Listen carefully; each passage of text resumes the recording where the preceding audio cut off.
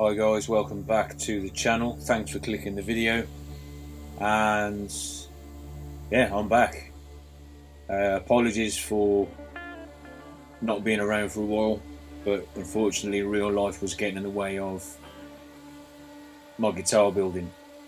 So even though we're now into February 24, let's get this build off 23 guitar finished, because I really want to know what she sounds like. Now, I've got the angle grinder going and I'm using a saber-tooth donut carving disc, carbide disc, and yeah, these things just eat wood. Now,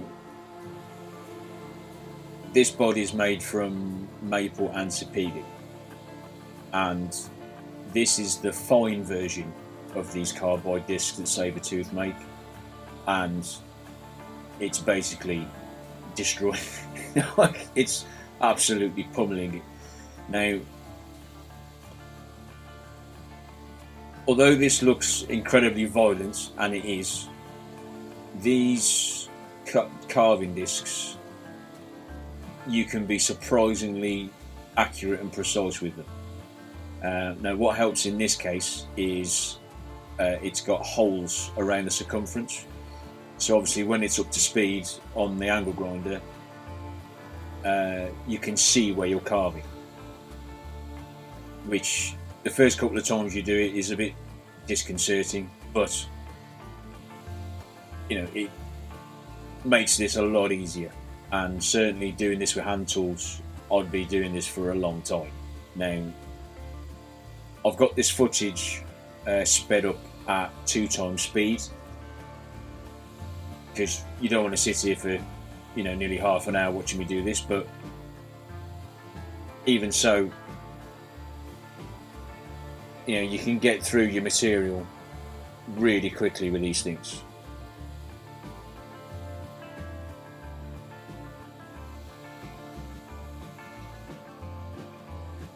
So I've marked out on the body where I want the carve to be, and I'm using the donut shape on the disc, or toroid shape, so half a donut,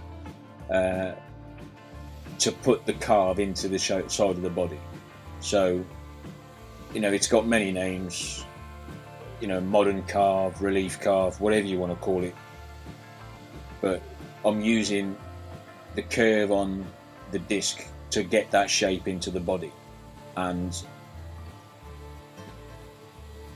I've basically marked out around the edge of the body at different depths, so you get some contrast and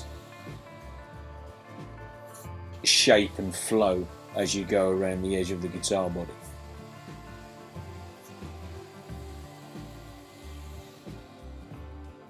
Now, it's been a while since I've done this, so I was feeling a bit rusty, which is why I'm, you know, taking my time and trying to be as careful as I can, using one of the most aggressive tools you can have a go with. But oh yeah, that happens.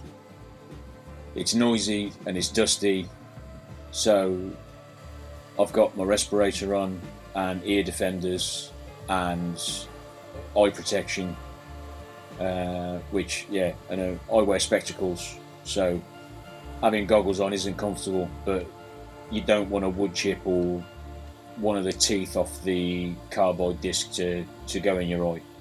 Not much fun. So yeah, if you are doing this, then make sure you get the right PPE and use it, because it's not worth your eyesight.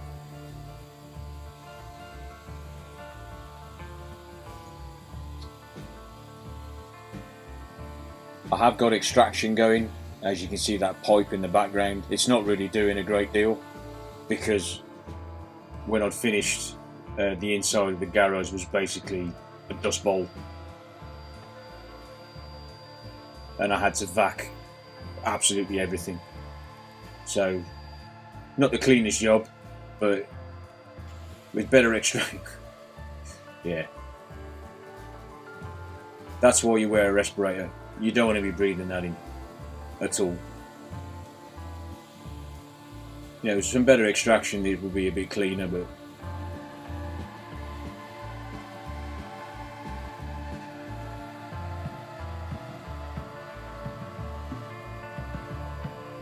I was more interested in getting this done as quickly as I could.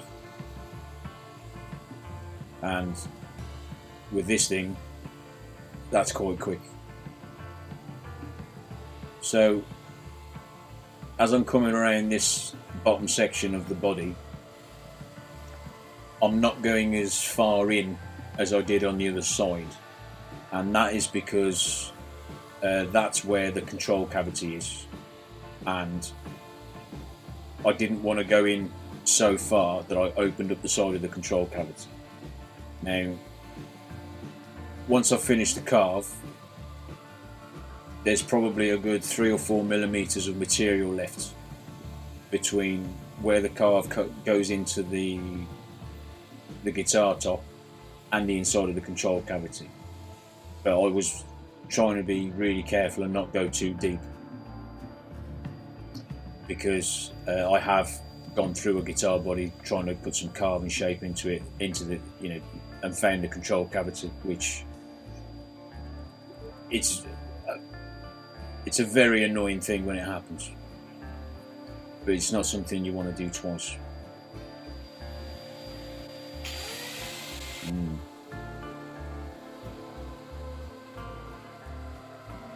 Make some dust. So you can see there I'm going on the inside of the horn, so I'm altering the angle I'm holding it at so I can get in there.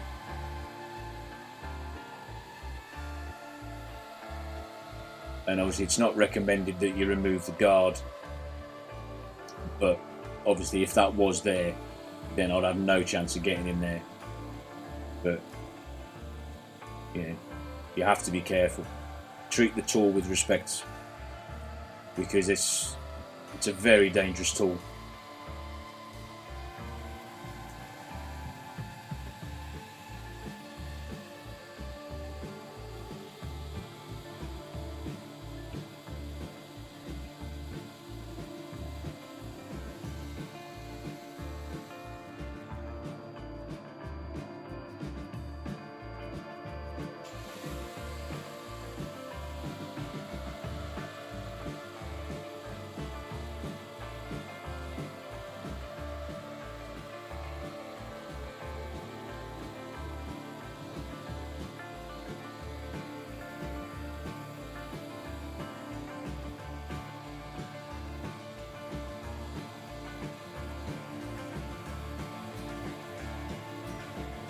See, that looks like I'm just barely touching the wood with it.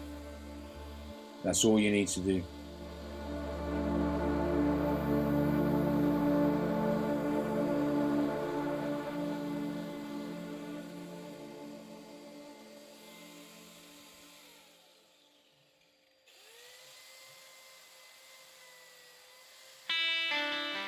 So now I've got the majority of the carve done where I want it.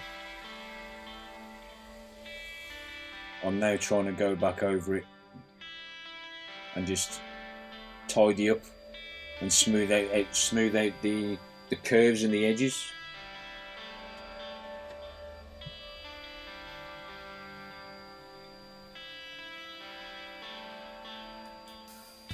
So I'm kind of trying to mimic the original,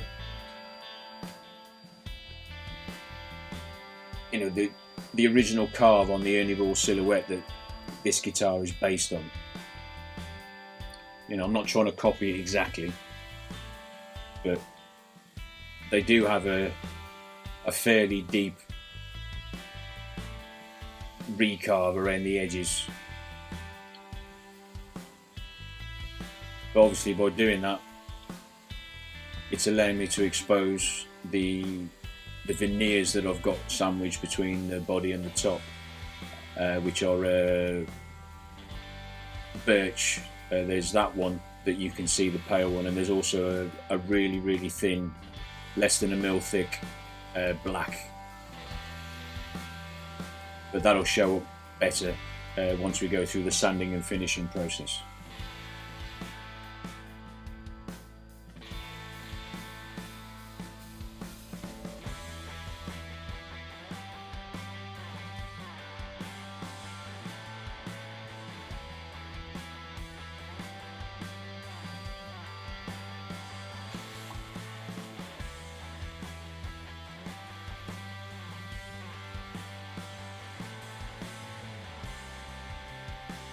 The hardest thing with this is keeping it level and even as you go around.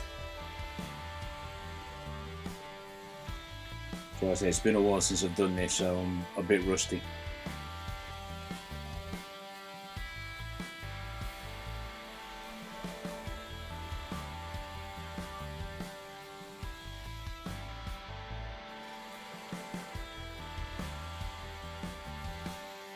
So you can see how doing that is completely changed the aesthetic of the guitar body.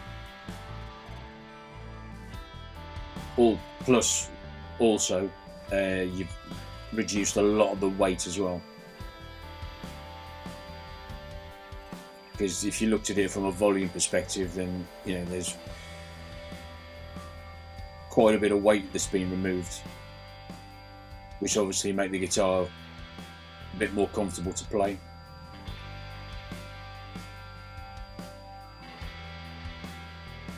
And now we're putting the comfort carve into the back of the body, so just marking round with the pencil where we want to go.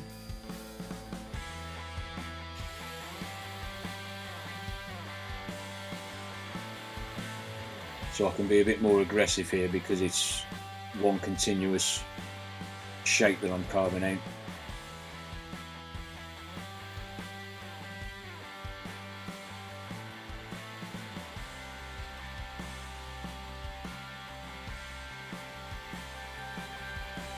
So get it most of the way where I want it to be, and then I'll finish tidying the rest of it up when I start sanding, and that'll smooth all the edges out and put a bit more curve and shape into it.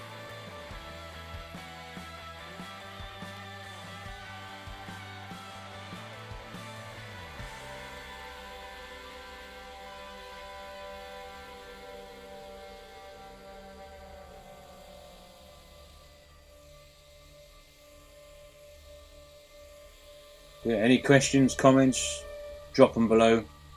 I'll try and remember to leave some links for the Sabertooth disc in the description if you're interested in taking a look. But yeah, it's well worth investing the money in it, because this thing will last forever. So thanks for watching, take care, and we'll see you soon. All the best. Cheers.